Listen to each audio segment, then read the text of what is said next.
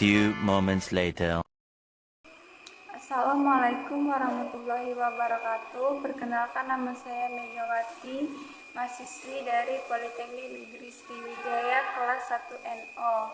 Saya akan menjelaskan materi tentang suku bunga tingkat upah berdasarkan pandangan ekonomi klasik yang dibimbing oleh Ibu Tika Handayani.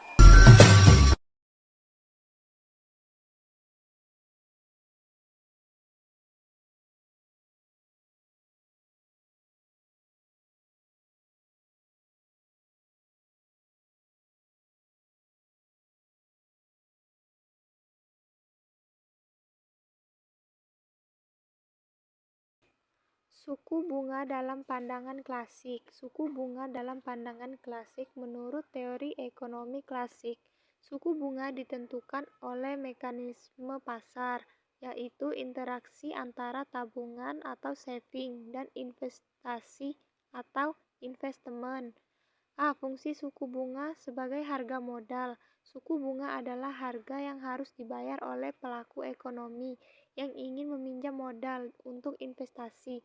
Sebagai alat penyeimbang, suku bunga berfungsi menyeimbangkan tabungan dan investasi.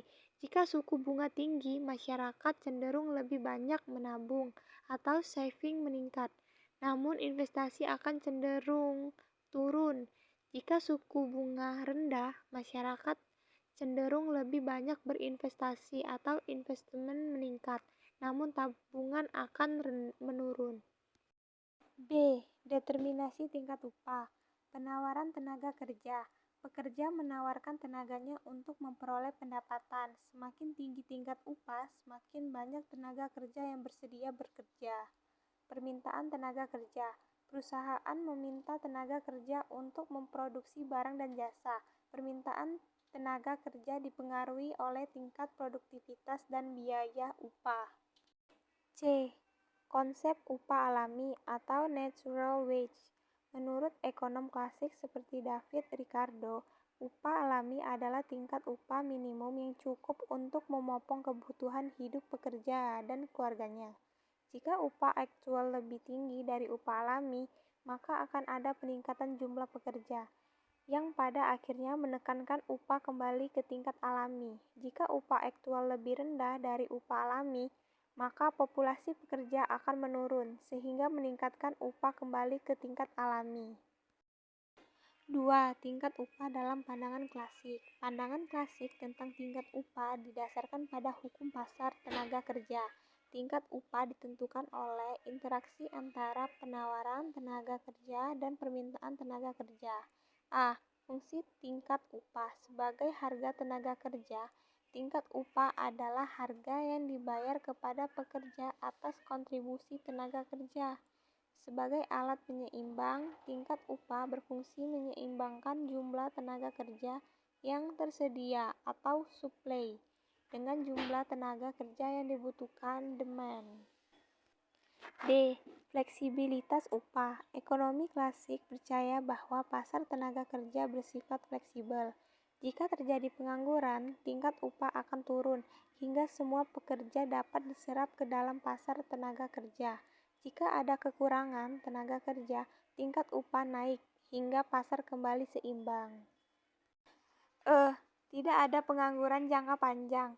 Pandangan klasik menyatakan bahwa pengangguran hanya bersifat sementara atau friksional karena pasar tenaga kerja selalu kembali ke kondisi keseimbangan.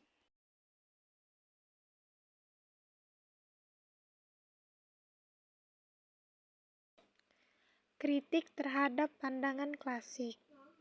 Beberapa kritik terhadap pandangan klasik meliputi kekakuan upah dan harga. Tidak semua upah dan harga fleksibel, seperti yang diasumsikan teori klasik. Ketidakadilan distribusi. Tingkat upah alami sering dianggap tidak cukup untuk memenuhi kebutuhan hidup pekerja secara layak. Ketergantungan pada pasar bebas. Pasar bebas sering kali tidak mampu memperbaiki ketimpangan ekonomi tanpa intervensi pemerintah. Contoh kasus, aplikasi teori klasik suku bunga Jika suku bunga bank naik, masyarakat akan lebih banyak menabung sehingga investasi akan menurun. Tingkat upah.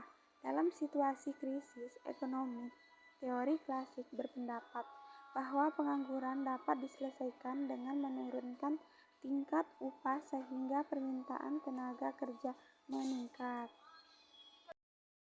Kesimpulan, dalam pandangan klasik, 1. Suku bunga ditentukan oleh tabungan dan investasi melalui mekanisme pasar. 2. Tingkat upah ditentukan oleh interaksi penawaran dan permintaan tenaga kerja. Dengan asumsi pasar tenaga kerja bersifat fleksibel. 3. Pasar dianggap mampu mencapai keseimbangan secara otomatis tanpa intervensi pemerintah. Dan adapun menurut pandangan Keynes, yaitu suku bunga ditentukan oleh preferensi likuiditas atau permintaan uang dan penawaran uang. Suku bunga dipengaruhi oleh kebijakan bank sentral. Tingkat upah tidak fleksibel atau sticky wages. Pengangguran dapat terjadi karena jangka panjang akibat kurangnya permintaan agregat. Pemerintah perlu campur tangan untuk meningkatkan permintaan.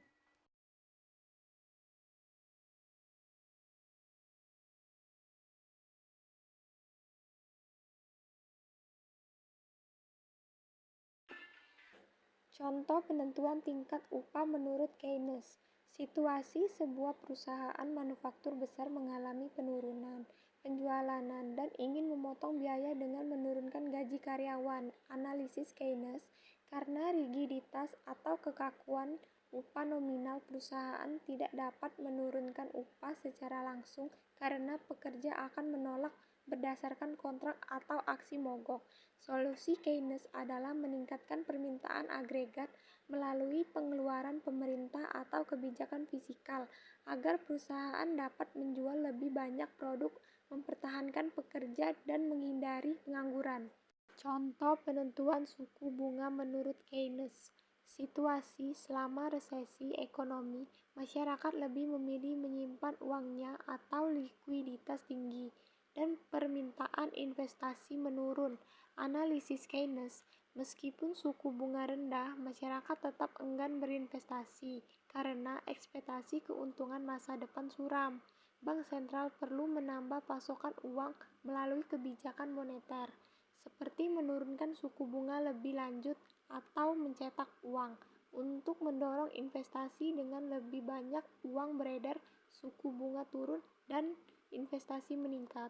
Dan ada juga menurut pandangan modern, suku bunga ditentukan oleh pasar, yaitu ekspektasi pelaku ekonomi dan kebijakan bank sentral.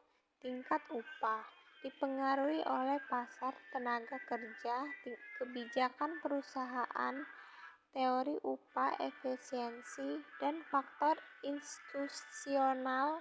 Upah tidak sepenuhnya fleksibel. Contoh pandangan modern, contoh penentuan suku bunga. Situasi bank sentral menggunakan model ISLM untuk menentukan suku bunga optimal ketika terjadi inflasi tinggi. Analisis modern, dalam kondisi inflasi tinggi, bank sentral seperti Federal Reserve atau Bank Indonesia mengurangi pasokan uang di pasar. Kurva LM bergeser ke kiri menyebabkan suku bunga naik. Suku bunga tinggi akan mengurangi investasi dan konsumsi sehingga menekankan inflasi. Contoh penentuan tingkat upah menurut pandangan modern. Contoh penentuan tingkat upah, situasi sebuah perusahaan teknologi menawarkan gaji tinggi untuk menarik tenaga kerja terampil di tengah persaingan global. Analisis modern, teknologi meningkatkan produktivitas tenaga kerja sehingga perusahaan bersedia membayar lebih tinggi untuk pekerja dengan keterampilan tertentu. Globalisasi juga menciptakan persaingan untuk tenaga kerja sehingga pekerja memiliki keterampilan unik seperti coding atau AI. Mendapat tawaran upah lebih tinggi dalam jangka panjang. Tingkat upah ini akan seimbang dengan produktivitas dan ketersediaan tenaga kerja terampil. Kesimpulan dari pandangan klasik. pasar bekerja otomatis, dan menurut Keynes, pemerintah harus campur tangan. Dan menurut pandangan modern, kombinasi klasik dan Keynes dengan tambahan teori ekspektasi dan kebijakan.